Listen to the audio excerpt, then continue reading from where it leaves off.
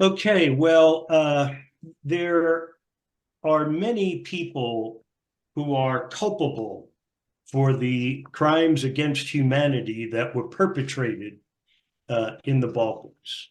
Um, these four people may be at the top of the list. Slobodan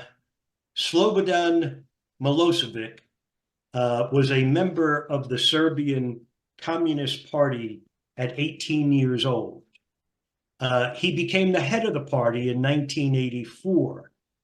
In 1989, he replaced the party leaders with his people. It's important to understand that sometimes things that go on in other countries sometimes get duplicated in America. So he replaced the party leaders with his people. He maintained power by way of repression and media control. He was charged by the International Court, but died before his trial was completed. Radovan Karadzic was Milosevic's man in Bosnia, where Serbia demanded that lands be handed over to them and that those lands be purged of non-Serbs. He was born at the close of World War II, a war that had taken the life of his father. Karadzic, a doctor, vented his rage in purging non-Serbs. He is now serving life in prison. Franjo Tuđman was Croatia's monster. Born in 1922, he was on the side of Germany in World War II, defending the Ustasha, who were the Nazis of Croatia. He led the effort for Croatian independence at any cost. He died before facing trial. Ratko Mladic, Bosnian Serb general, also known as the Butcher of Bosnia. Just to reset, Milosevic is the head of Serbia. Karadzic is in Bosnia, but he is the head of the Bosnian Serbs. Mladic will be his general in Bosnia, and he too is a Serb. He's known as the Butcher of Bosnia, and he was Karadzic's man for ethnically cleansing Bosnian lands that were claimed by Serbia. He was convicted of genocide, and he remains in prison along with Karadzic.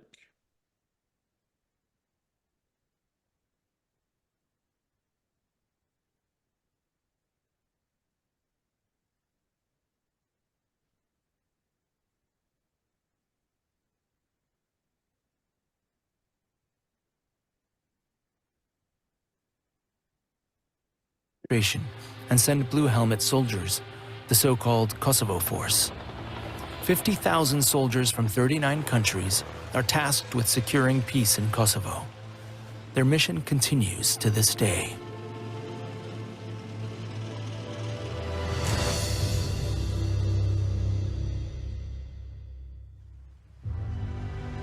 In Belgrade, Slobodan Milosevic remains in power for another year after the end of the war. When he finally left power, left Serbia in a position where it was, in many ways, tattered sanctions, it had been bombed, people were disillusioned, there was a sense of uncertainty in every way. In 2001, Serbia's new pro-Western government delivers Slobodan Milosevic to the War Crimes Tribunal in The Hague, where he is charged with crimes against humanity.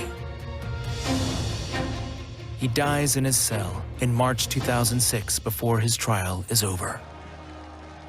He continues to be held in high esteem by many Serbs, thousands come to the funeral in his hometown of Požarevac.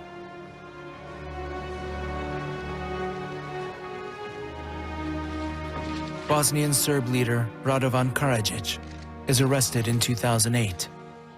He has lived in Belgrade, unrecognized under a false name, for more than 10 years. His army chief, Ratko Mladic, responsible for the mass murder of Srebrenica, is caught by authorities in 2011. He too is still venerated by many Serbs. Karadzic and Mladic are sentenced to life imprisonment in The Hague. One thing that maybe was expected, and it hasn't done, is to create both an authoritative historical record that everybody will recognize, and with that, some kind of reconciliation around that agreed record. A total of 160 men and 1 woman are accused before the Hague Tribunal. 2/3 of the convicted war criminals are Serbs. 20 are Croats. Like Slobodan Praljak, who commanded the attack on Mostar. Shortly after his conviction in 2017, he swallows poison and dies. 9 Bosnian Muslims and 8 Kosovo Albanians are also on trial in The Hague.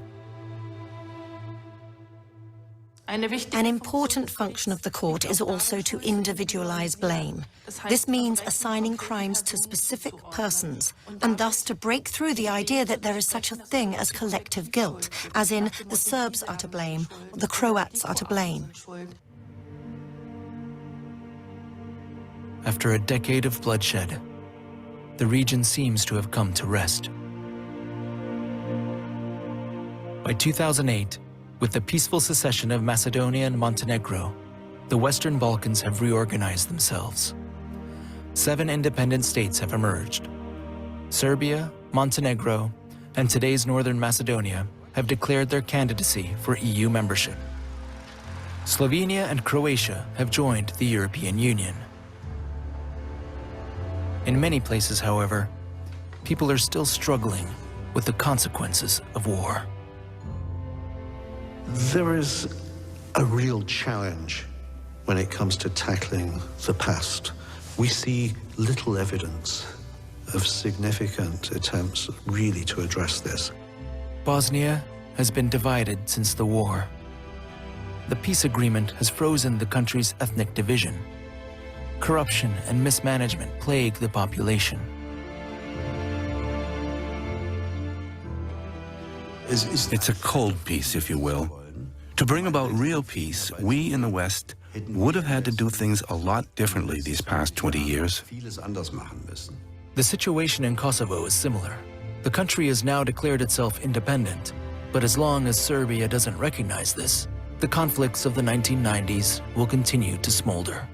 For the time being, there are no plans to join the EU. If international forces were to withdraw from Kosovo, if the international presence were to be removed from Bosnia and Herzegovina, I think I would have little doubt that within 18 months there'd be a return to armed hostilities. Much has changed in Serbia since the fall of Milosevic, but the country still struggles with the economic consequences of the war. Unemployment and a lack of prospects are the breeding ground for new nationalism.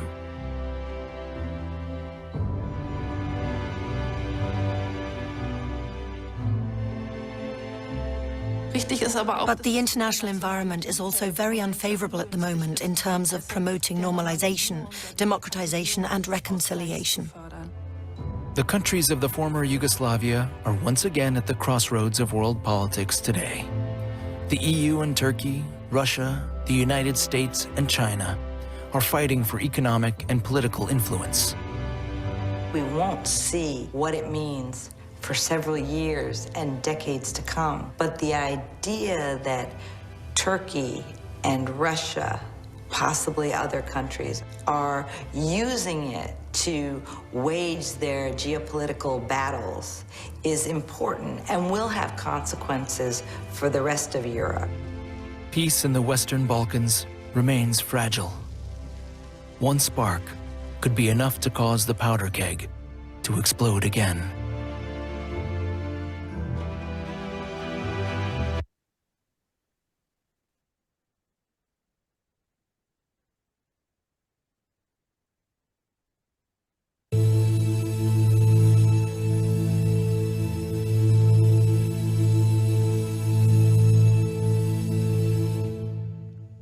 be seated.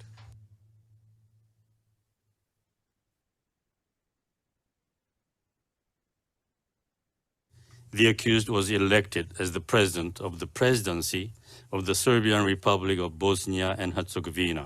The accused bears individual criminal responsibility pursuant to Article 7.1 of the statute for murder, unlawful attacks on civilians, and terror as violations of the laws or customs of war, and for murder as a crime against humanity. I have these blocks of memories, and I remember that beginning. I remember how war started really gradually, kind of slowly, waxed in and descended kind of on us. By the time we realized what had happened, it was already kind of too late. The hell broke loose, and with that also there was a lot of signs that things are going to be bad. There was war in Croatia, but we really didn't think it's going to happen. Now, from this perspective, I'm thinking about almost how we were in huge denial that prevented us to perhaps to sink into deepest sense of helplessness. So we had to an illusion that it's not going to last. Moj najdraži grad u Jugoslaviji je bio Dubrovnik. Dubrovnik je bio bombardiran nešto prije, ne znam, možda je to bio 10. mjesec te godine prije. Tada mi već ništa nije bilo jasno. Kako jedan onakav grad neko može, mislim, ispaliti jedan hitac, a ne pokušati sravniti sa zemljom. To mi je već bilo ono malo stala knedla u grlu, kao strašne se stvari događaju, ali i dalje naivno, kao neko od nas. Jer onda oni možda imaju nekih problema tamo, možda su ovi, možda su oni nešto izazvali, ali mislim, mi živimo svi zajedno. Ja sam živjela u zgradi, dakle, koja ima u ulazu 11 stanova. U naših 11 stanova je apsolutno svaka nacija živjela. I to su sve bili moji susjedi cijeli život, moji prijatelji. Ja uopće nisam razmišljala, nisam čak znala prepoznat koje je ime, koje nacije. Nisam znala prepoznat po imenu i prezimenu ko je sad Srbin, ko je Hrvat. Nisam ni znala da to postoji. Our good friends were leaving day by day, not really saying a word to us before that. Most of them would just disappear. Almost nobody ever called us to tell us they were leaving. We would just find out that they're gone. Many of them I was very close and shared so many things and memories, of course, and whole life. They were dear friends, sometimes close friends and the best friends. Many of them would know what was coming. Some of them had a family in Yugoslav army, or they were connected ethnically with Karadzic followers. And remember later we would comment together how they must have known about plans and extent of conflict and that was looming above and ahead of us. And we were really angry and really had that sense of betrayal. I think that hopelessness and that sadness in me set in together with that fear and uncertainty, because obviously it was, the tissue started to rupture and people would just follow the direction. Negdje u martu, poslije nekog referenduma na kojem smo se mi izjašnjavali da li će Bosna i Hercegovina biti samostalna, da li će se valjda Bosna i Hercegovina. Ne mogu ni sjetiti koje je bilo pitanje na tom referendumu. Valjda da li ćemo i mi biti samostalni kad su se već Slovenija i Hrvatska osamostalile, odcijepile od Jugoslavije. Normalno, tada sam ja i glasala na tom referendumu i tada je bilo normalno, Bože dragi, logički, ako neće oni biti, neće ovi, neće oni, nećemo ni mi. Ja sam glasala, nećemo, mi ćemo biti sami za sebe i tada je došlo do nekih problema u Sarajevu. Ja se točno ne sjećam kojih. Neke su barikade bile. I to jutro samo znam da sam se ja digla da idem na posao i da sam shvatila na neki način, ne znam sad, ja nisam, ne znam da li sam ja upalila radio, na koji sam, nisam. Nazvala me prijateljica koja je prije mene krenula na posao i stanuje dalje od mene. To je grozno dešava da je sve u Sarajevu blokirano, se ne može uopće... What's that, Dave?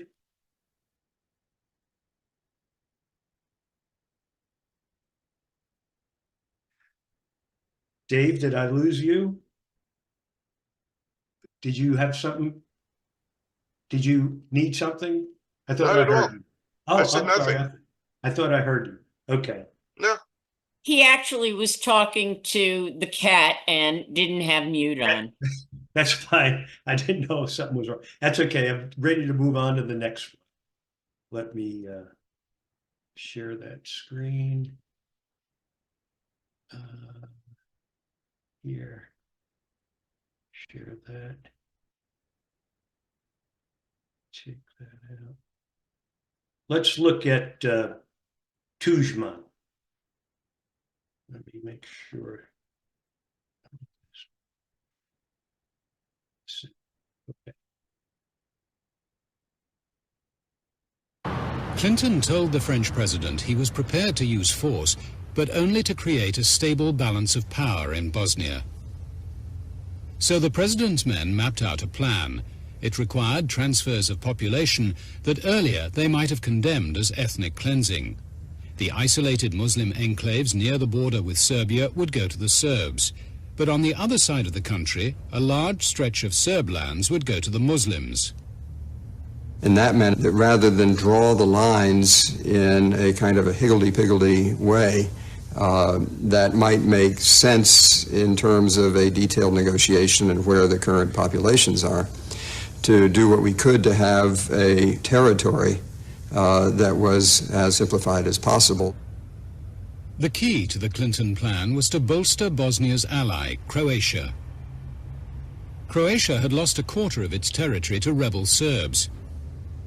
For 4 years, Croatia's president had been planning to seize it back. Htjeli smo pokazati i svijetu da zaista raspolažemo sa vojnom snagom, prema tome htjeli smo i Srbima dati znati da je vrijeme da pristanu na mirno rješenje.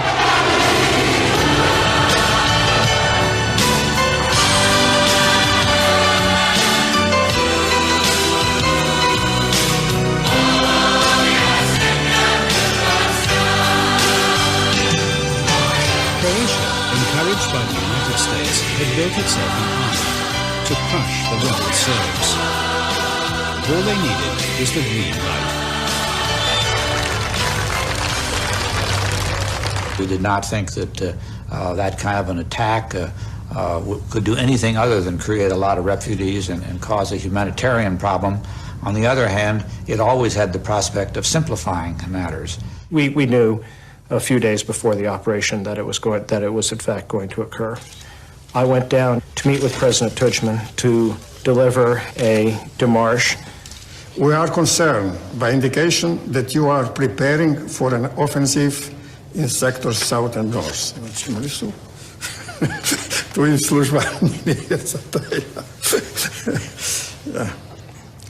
We made clear to Tudjman that we did not favor military action. Nakon ovakvog ozbiljnog upozorenja, koje se razumije se da sam ja najozbiljnije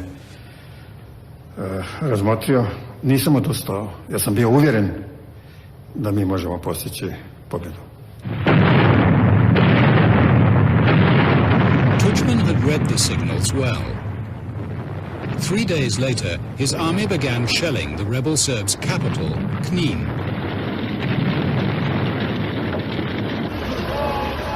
The Croats had a huge advantage in men and armor.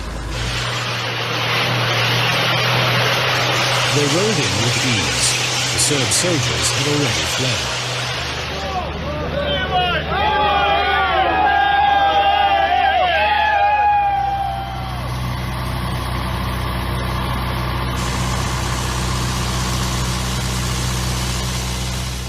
Once again, a centuries-old community was uprooted. This time, more than 100,000 Serbs from Croatia. They had stuck by a regime based on ethnic cleansing. Now they paid the price.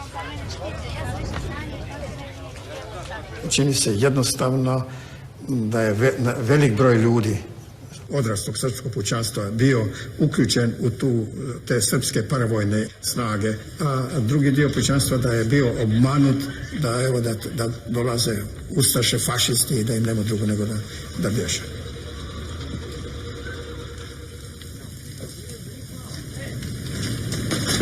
To make sure the Serbs never returned, Tudjman's army set their villages alight. They murdered hundreds of old people who'd hung stubbornly on.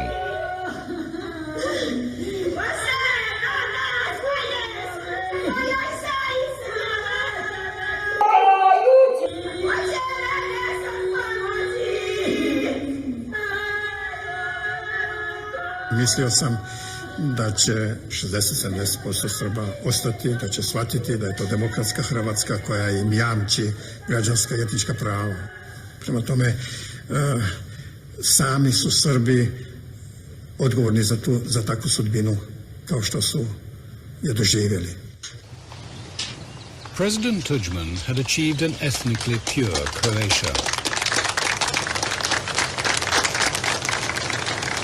Zastava ovdje znači dovršenje dijela uspostave slobodne i nezavisne Hrvatske.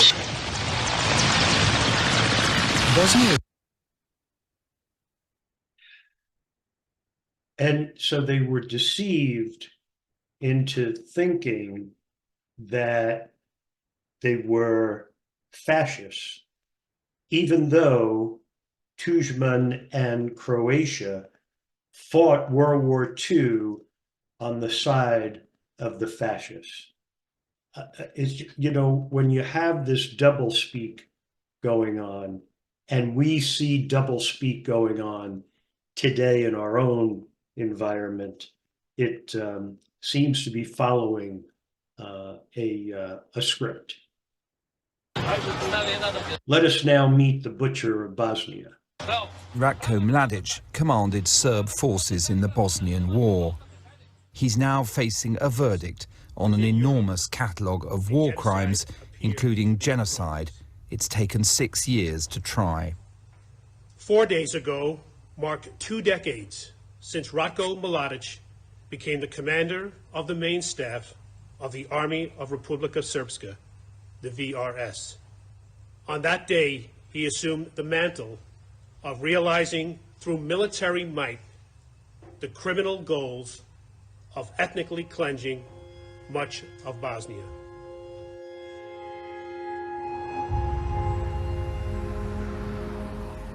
Nusreta Sivac was a judge herself in the northwestern town of Prijedor when Serb troops took it over in May 1992.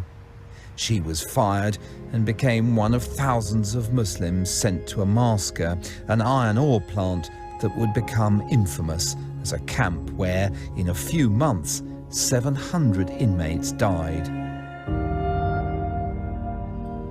To je strašno bilo, ne znam šta bi izdvojila, tu je toliko toga groznog od ubistava masovnih, od mučenja ljudi, zlostavljanja, izgladnjivanja, prebijanja, ubijanja predmetima raznoraznim. A massacre was the product of what was called ethnic cleansing, driving non-Serbs out of much of Bosnia. 37 women were used to serve in the camp's dining hall. During the day, they could hear torture going on in their nearby dormitories, and night brought its own anguish. Psiha da se žena slomi, i to je vrlo specifičan način seksualnog zlostavljanja u Omarskoj. Mi smo čutale, nismo jedna drugoj ništa tamo, nismo govorile. Ali smo pretpostavljale šta se dešava sa onom ženom koja se ne vraća cijelu noć ili nekoliko sati u toku noći kad dođe onako blijeda i zmrcvarena, kad se ušuti, ali...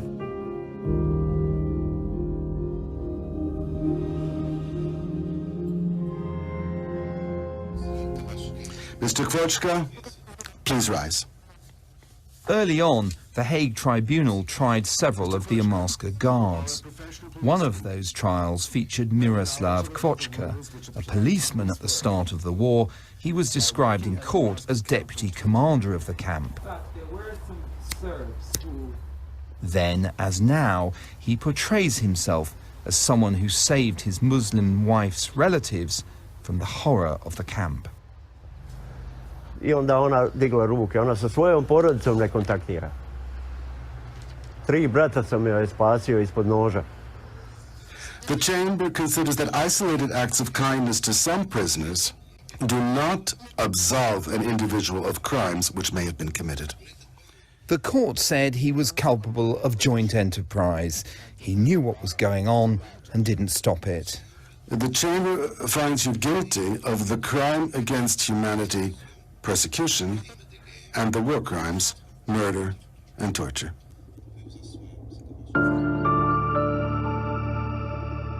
In the war, we used to travel into Sarajevo via Mount Igman. We're here again. This place, a remnant of the Winter Olympics, became a battleground as the focus of the war shifted from the area around Prijedor to Bosnia's capital.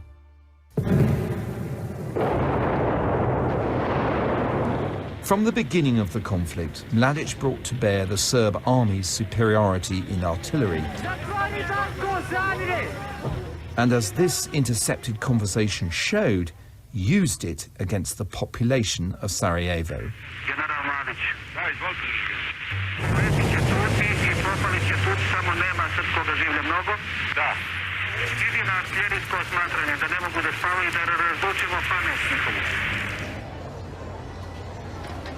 So you come out of the flat.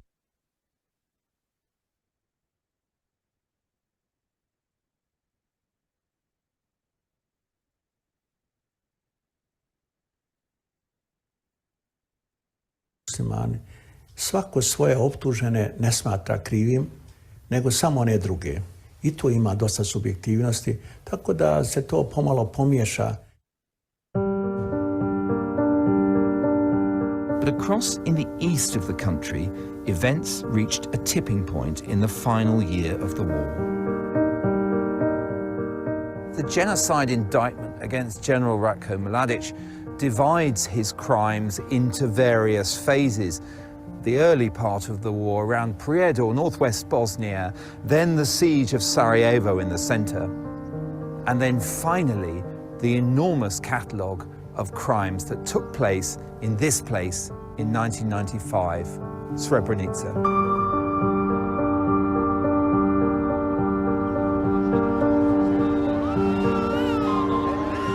The UN had declared the Srebrenica enclave to be a safe area. But in fact, as Mladic planned its capture, the Dutch UN troops who were meant to defend it had been abandoned by their higher commanders. Srebrenica was overrun and more than 20,000 frightened Muslim women and children crammed into the Dutch base. Rob Sommer was one of the soldiers there. Still, any time when I walk in this door, a split second, I smell and see the people. Dead people, there is no toilets, babies, everything together. You cannot mention how much it was. Thousands of people.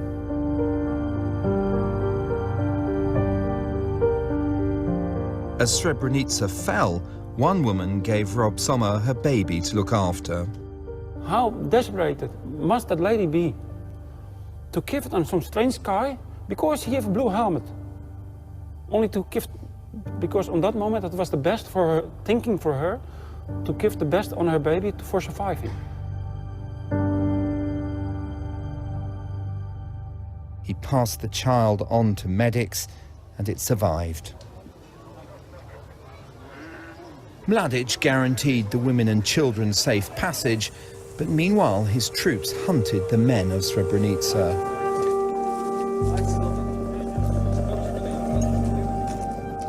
They were gathered in places like this school. The man who told us that, Mevludin Oric, went back with us for only the second time since Serb troops brought him and hundreds of others here to kill them.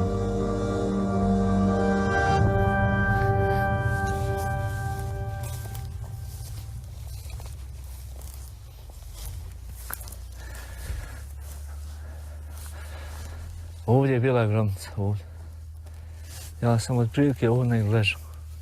To sam ležao, no.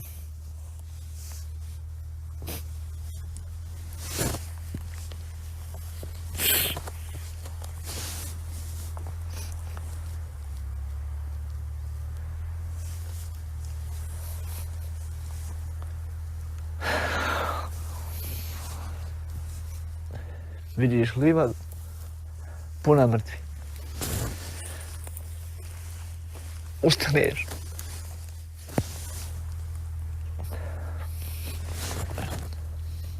Tačno, ovdje bila granica. Obišao sam pored nje i ošao. Mevludin survived by playing dead among the corpses, and at night he escaped over the mountains to government territory. Ova zemlja je puna krvi.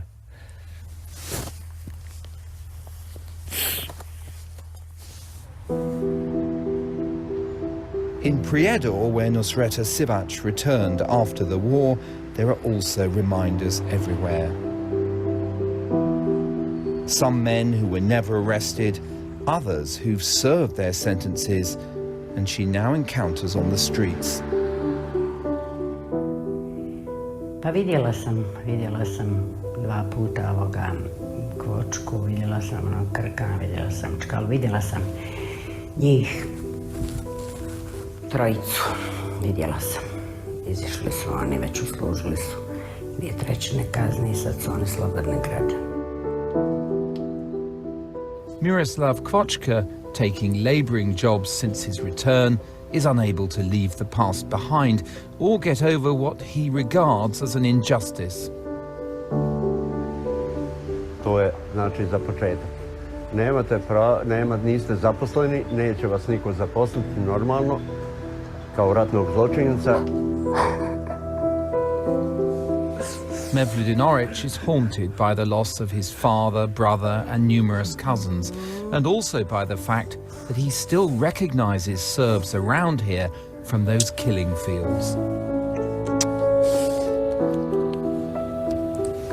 Mladić je jedan čovjek i on će doživotno dobiti, sigurno. Znači, to je garant. Ali 1000 mladića ima na slobodi, koji hodaju, smiju se, meni u obraz. For Momčilo Krajišnik, it's pointless quibbling with a sentence he's already served. He's done with raging against The Hague, and today thinks politicians have to leave their sectarian approach behind. Vrlo je bitno u Bosni i Hercegovini da dođe do pomirenja. Plašim se da ovo sve što se dešava, ovo je samo rat drugim sredstvima. Thousands of survivors demand that as trials end soon in The Hague, the pursuit of war crimes should go on in Bosnia itself. And that's what'll happen in a country where the political elites that started the war and benefit from continued division still call the shots.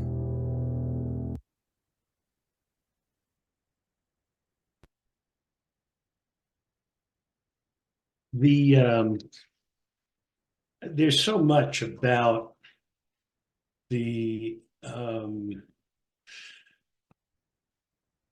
what happened in Bosnia and throughout the Balkans in the 90s that is unspeakable. And when we look at this, it's you know, at least for me, it elicits a sense of I want to punish those who did what they did. However, the defense mechanism of intellectualization compels me to try to look broader at the picture. And when I look at this as simply an incident and a point in time, it becomes almost anecdotal. But as I pull out to a wide screen, what I see is a pattern of these events that have happened over a very long time.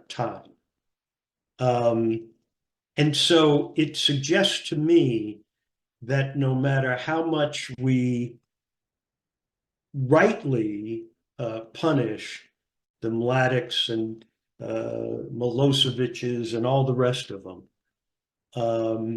it really is not a solution to the problem.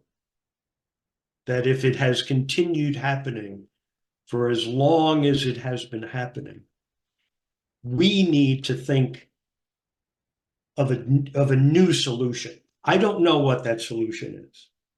I don't know what it is. But I think collectively, we've got to look at a much bigger picture and try to identify the disease and do something about it, because the waste of human life, you know, in many cases, in many instances of my experience, I would look at those who were deceased and I would think they were mocking me, that they were out of it and I was still in it. Because you then have to live with all that, as the cellist said last week, your brain doesn't stop. Okay, let's open up for comments and discussion. Please use the raise your hand function.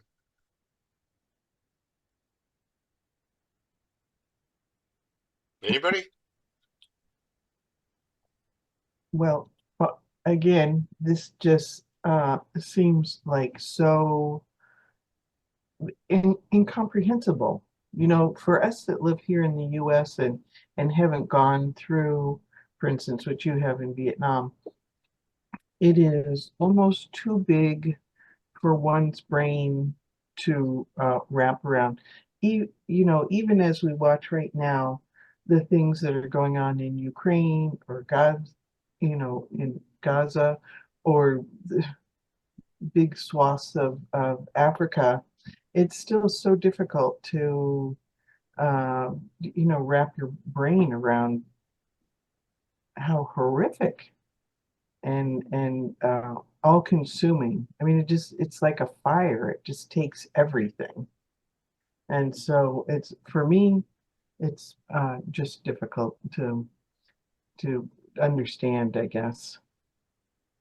And keep in mind, subsequent to this, we've had war erupt between Russia and Ukraine, which can be far more volatile than what we had in Bosnia and Serbia and Croatia. And recently, the Biden administration is negotiating with several countries on the African continent about removing US troops.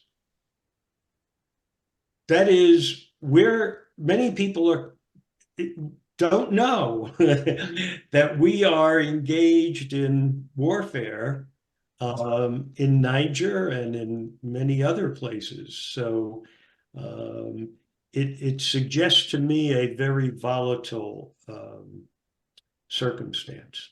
Mm-hmm. Go ahead, Joy. In 2018, I went to, amongst other places, Croatia, and we also drove down through Montenegro and a little bit into Kosovo. I was amazed because virtually everybody I spoke to if I asked the question of, is the war over, or what, what do you think? They all thought there'd be another war. The other thing that was so remarkable was, here it was, 20, almost 30 years after the war, and in Croatia, the remnants were very visible. As we drove down the coast to Montenegro, we saw all of these half-completed, what looked like starting of housing and things like that. And we were told by our driver that those had been half completed for 10 years. They hadn't done any work because there's no money. But the other side of it was, in Montenegro, they are building and have built the most gorgeous port that with luxury yachts and stuff like that. So with that kind of money moving in there, I wonder how someone will either exploit or tamp down on the ethnic issues. And I'm just asking your... Yeah, no, if you, in the final segments there, we're talking about how, the ethnic temperature is up, and there are political people who are continuing to exploit it, which of course they would do. That's their tool. It works. And what I find really amazing is that we'll have people like Milosevic, who is really a monster. And yet there are people who passionately commit themselves to him. I mean, I understand it because he has managed to tap into their fears and ignite them, and represents himself as someone who's going to protect them against their unimaginable fears that are purely fabricated. Sort of like here. And so I understand how that works. But a question that comes to my mind, I would love to have a chance to talk to Milosevic today. He's dead. I'd like to ask him, how do you feel about it? I mean, they're past morality. Once you've gone that far past morality and have gotten that power, I mean, come on, that's happening here too. Yeah, no, I nationalism and fascism is rising in the world. No, I get it. It's just that I would like to know from someone like him, if we could talk from, the other side, did what you did make your thing on the other side better?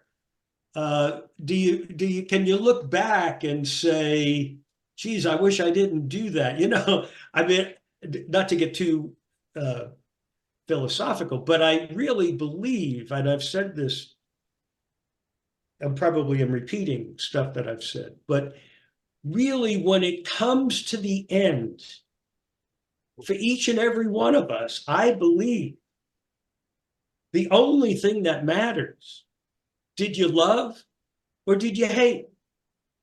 I mean, and that contrast, I mean, we can see it in the faces of the people who are angry, bitter, no matter when you tune them in, they're filled with hate. And then we see the other side where they're naive and they're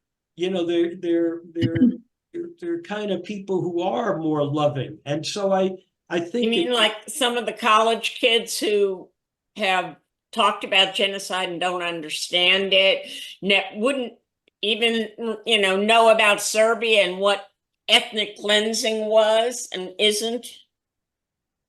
Yeah, I mean, I think the idea of, many of those who are ginned up in the current protest stuff, they think they're under attack. You know, they may be, but I'm just saying is that from all the perspectives, none of them see themselves as aggressive. I'm acting aggressively against this. What they're doing is they are in their own perception feeling that they're under attack and defending themselves. So, has anybody realized tomorrow's May 4th and what that means? right. Kent State.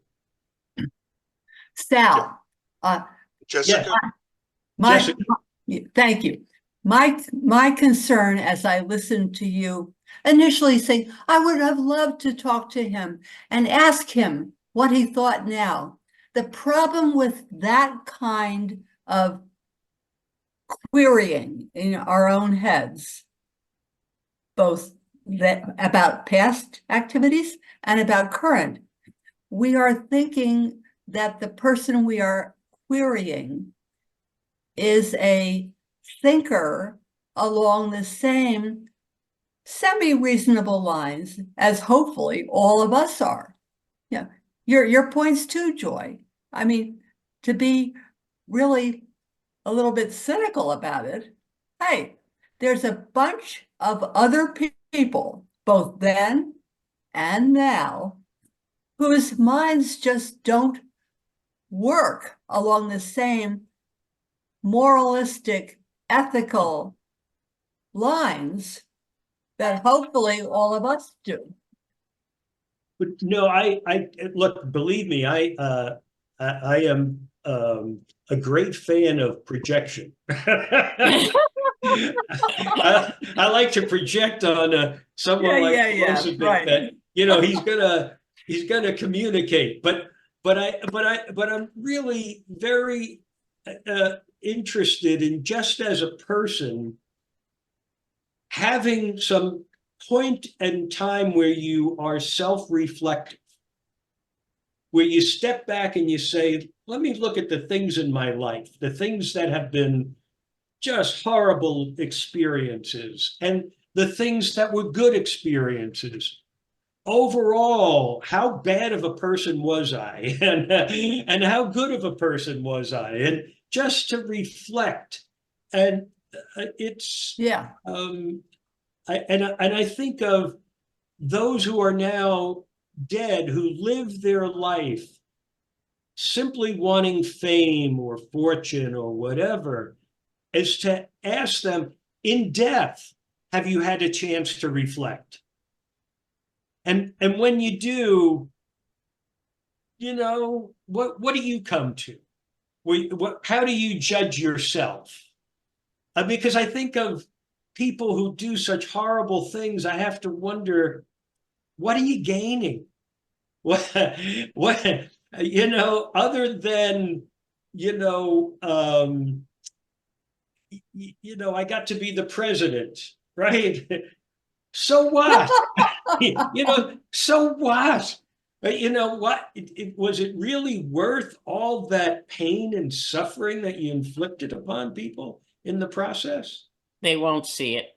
It probably not, Oh, but of course not. But those are the things that I always remain curious about. And I think I can look at people like Hitler, and I think if this is my imagination, is his saying, yeah, it was horrible, but now that I can, you know, I'm here and I can think about stuff, let me tell you about what my father did. And it doesn't excuse, it helps to explain why that person did what they did.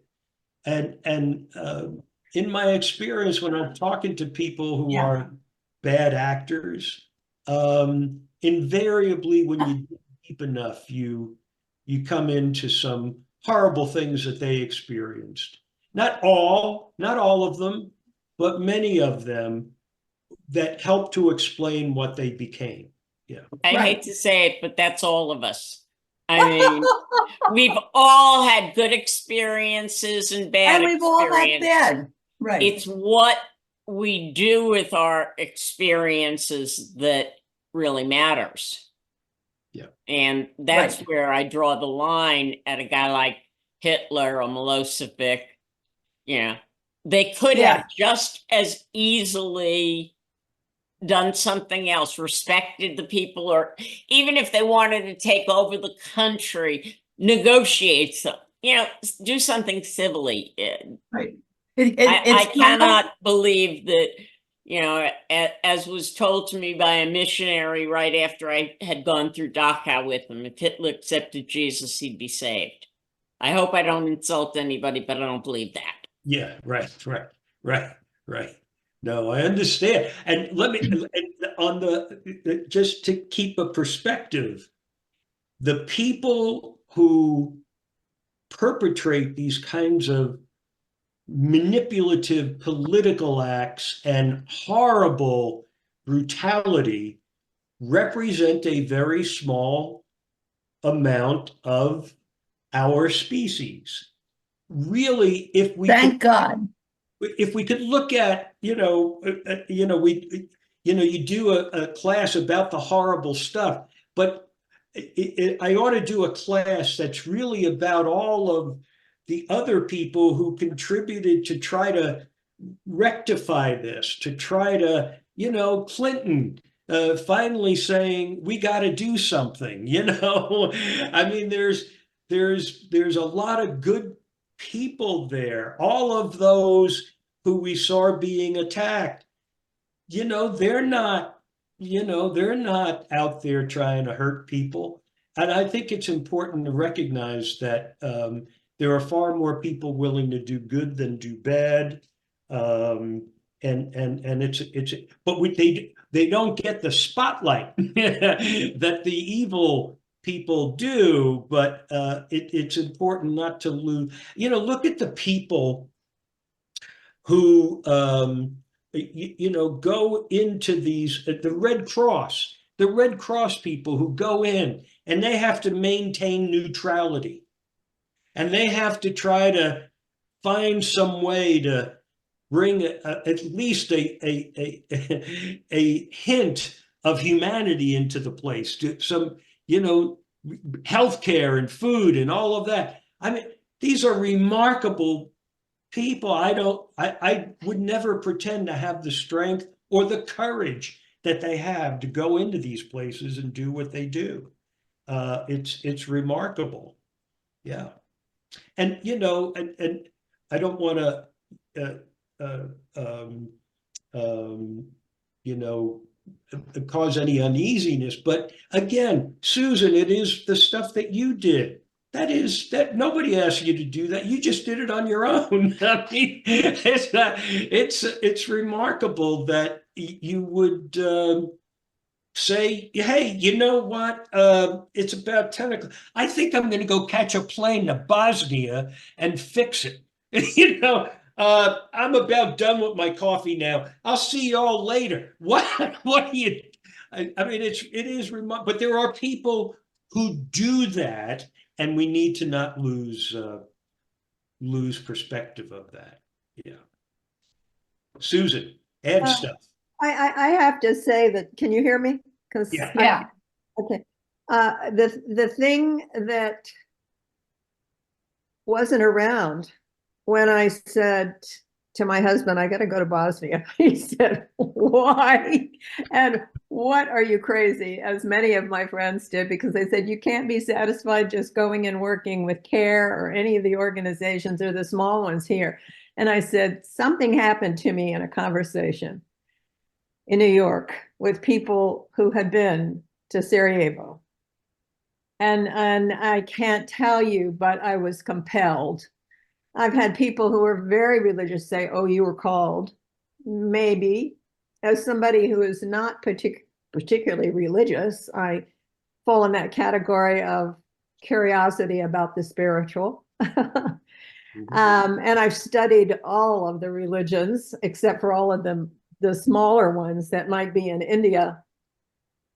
But social media today is, to me, the bane of our existence, and how that is a tool that didn't exist even 15 years ago for our youth. Social media is playing a major part of influence. And also with all the security in the world, Sal, you come from that area. How do we keep the bad actors out of our social media to influence? Do we ultimately end up in a Cold War again of some sort? But the big issue to me is what is out there that is not real, that is creating or is real, but it is like hitting into the emotional being of all of young adults and old ones too. I mean, we're really divided as a result of what is out there. We've had press, but we've never had anything like this. No, many of my studies were about finding vulnerabilities that could be exploited by an adversary. And there are many. It's pretty frightening if you understand all the ways in which we can be attacked by an external adversary who wants to wreak havoc. And when, before the internet, I would say that our greatest vulnerability was for people exploiting America's history. What I mean, understanding the history and knowing who's done what to who and agitating them. We were primed. Just the lost cause, agitating people who believed in the lost cause was a great opportunity for anybody who wanted to exploit it, and in many other ways. Then along comes the internet, and it was, this is good. Forget people throwing bombs. I mean, I could tell you all different ways in which you could blow things up here and hurt a lot of people. But I consider the threat that comes from the ability to communicate with Americans in an unfiltered way that will kill ourselves. Just keep agitating it, and we will do that, just as happens in Bosnia and Serbia. I mean, what was Truman and Milosevic, what were they doing? They were, agitating the ethnic hatreds. That's what fed them. So now when you have this tool that goes through no filter, it is formidable, and it is a huge threat. You take that and racial animus and you put them together, and we're fixing to blow.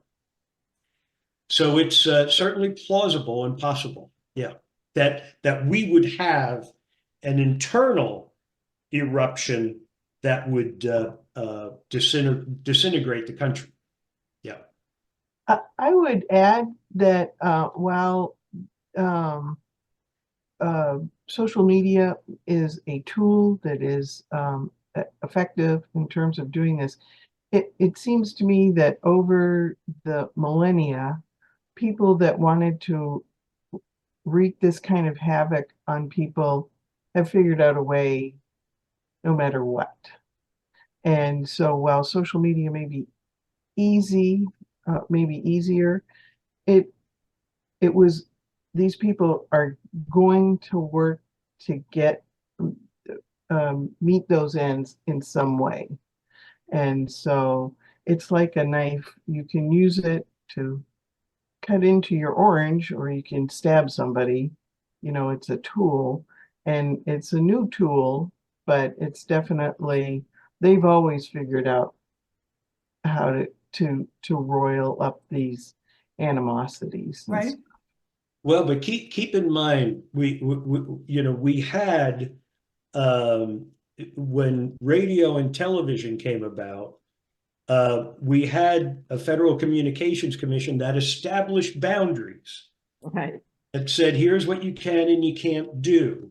And it managed to keep a filter in place so that, you know, if you want to get around the news reporters and all of that, it was more difficult. They'd use chain letters and those sorts of things. It was slow and more tedious.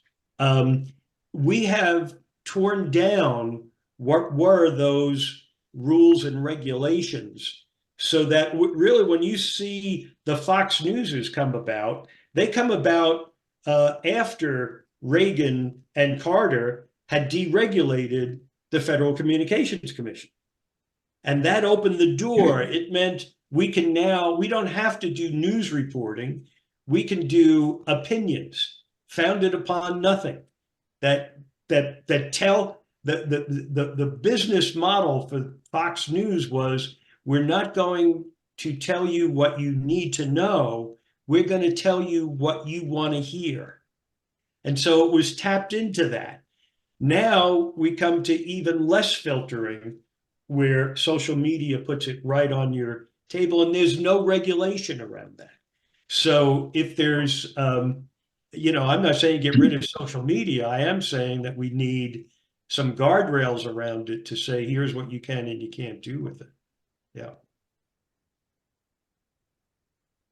Well, I think the leaflets in the days during the founding of our country, you know, that was the media that they used then. We use other media now, just different forms of it.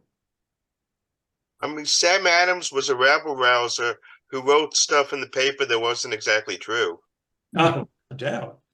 No, I mean, look, you can do those comparisons, but it is, and say, well, you see, it's no big deal. I'm saying that this is a phenomenon that has much more power than those leaflets and other, and the percentage of the people on the far end of the normally distributed bell curve are much bigger, much larger, so that, you know, where we had a population of 40 million, now we have a population of 400 million. So those who are on the far extreme certainly grow in numbers, and social media can agitate them and have them do a lot of havoc. But that's just one aspect of it. That's just one way to attack and put together a campaign to tear down a country. There are many others.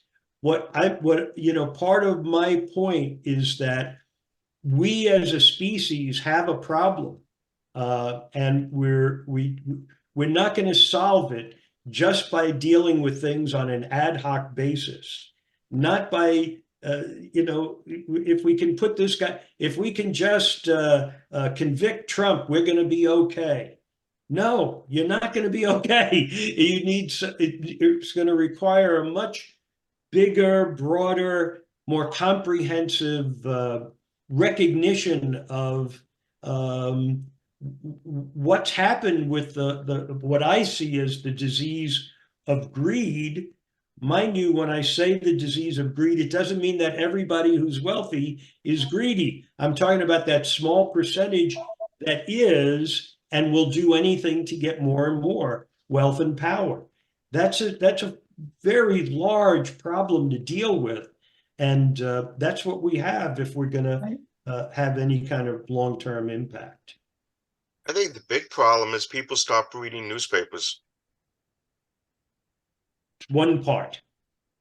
Yeah, you can do that. Yeah. Well, another part is the lack of information as much as being given wrong information. Well, it's like if you take, you know, looking at the events in the Balkans, if you just read the paper, you get a little snippet now, a little snippet the next day, and nothing actually brings it all back together into a thing where you can actually digest all that's happening. And I'm a little concerned that we are too micro-focused, that we're missing the bigger macro picture. Yeah. Well, with that, next week, we're going to see a little more on the trials. I have some more material from different source, PBS, to share with you. Some of it is very emotional. There's one that makes me cry every time I listen to it. But I'm planning on most of that class being open for discussions and viewpoints. And really, I would like to hear from you. What do you think over the long term might be, or even what you think we need to deal with over the long term? Because it's a, you know, there's no right or wrong answers to that. It is, mind you, I think if our species is going to survive, it will be because we raised that kind of question and found a significant answer to the problem. And if everyone could unmute themselves, I thank Sal for a very good, sobering presentation. Right. Thank you, Sal. Thank you, Sal. Thanks, Sal. Thanks, everyone. Thanks for coming. See you next week. Yeah. Thank you. I don't know that